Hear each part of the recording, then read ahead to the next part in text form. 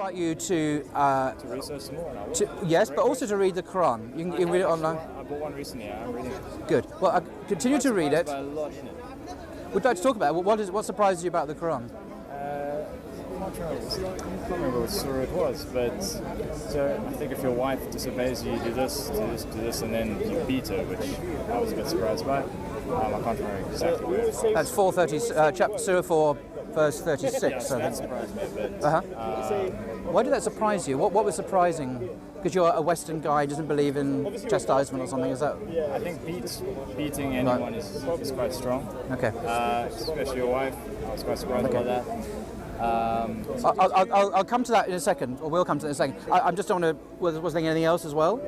Because there's a couple of other things. I should put my Quran. Okay. But yeah. Well, two things. We'll just deal with the earlier issue first. Islam is based on our belief in the Quran, for sure. It's also based on what's called the Sunnah of the Prophet. Now, these are the actions, words, approvals, disapprovals, and so on of Muhammad, who received the revelation from God. We also have a few other things like the teaching of the Sahaba and so on.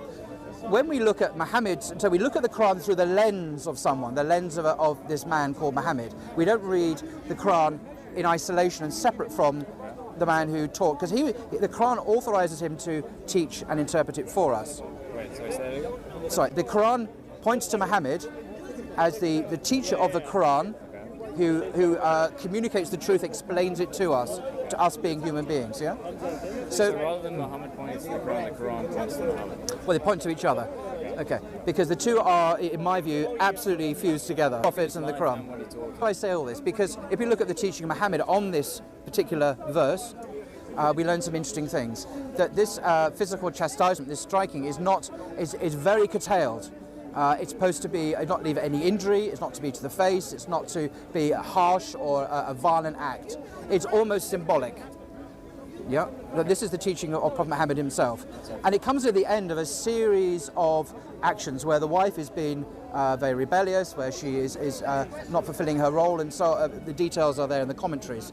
But she is to be reprimanded. Then the man withdraws his presence from the marital bed, and so on. This is the last thing, and I see it as almost symbolic. I don't see it as a beating up or anything like that.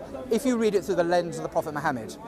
So if you understand it in that rounded context, it doesn't have that kind of violent aspect. It has a more staged, progressive, and that's the last symbolic act. The father, the husband's absolute, final, this is a final thing. He is now, Final. well, maybe some other brothers could explain it, but it's a final process.